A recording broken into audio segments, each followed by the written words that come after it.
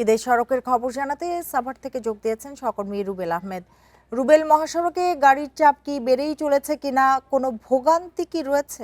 দুপুর 1টায় 2টায় যেমনটি জানাচ্ছিলাম যে এই নবীনগর চন্দ্রা মহাসড়কের জিরানি, বাইপাইল, শ্রীপুর এই 3টি পয়েন্টে কিন্তু যানজট সৃষ্টি হয়েছিল। কিন্তু এই মুহূর্তে এই নবীনগর চন্দ্রা মহাসড়ক ব্যবহার করে যারা উত্তরবঙ্গের উদ্দেশ্যে যাবে তাদের জন্য স্বস্তির সংবাদ হচ্ছে, একদম গাবতলী থেকে যারা এই নবীনগর চন্দ্রা মহাসড়ক ব্যবহার করে উত্তরবঙ্গে যাবে তাদেরকে কিন্তু কোনো জায়গায় কোনো ধরনের যানজটে পড়তে হবে না। আমরা দেখতে পাচ্ছি আমি কি কিছু ধরেছি নাকি?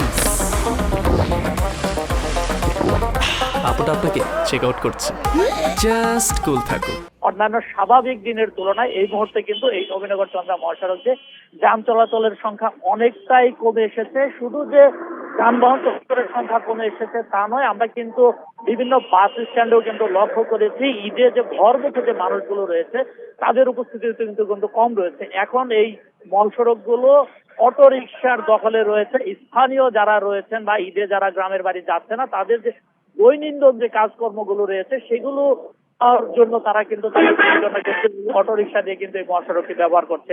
অর্থাৎ আমরা গত দুদিন ধরে এবং আজ দুপুরে যে দুঃসংবাদটি জানাচ্ছিলাম যে নবীনগর চন্দ্রা বা ঢাকা-রিচা মহাসড়কে যানজট তৈরি হয়েছে সেটি এই মুহূর্তে একদম নেই। আমরা অন্যান্য বছরও দেখতে পাই যে 29 রমজানের দিন সন্ধ্যার দিকে ঢাকা-রিচা এবং নবীনগর চন্দ্রা মহাসড়ক অনেকটাই যানবাহন শূন্য হয়ে পড়ে। তারই এবছরও আমরা তার ব্যতিক্রম দেখছি না। এবছরও আমরা দেখছি যে নবীনগর চন্দ্রা এবং ঢাকা-রিচা মহাসড়ক দিয়ে যানবাহন চলাচল এখন অনেকটাই কমে এসেছে।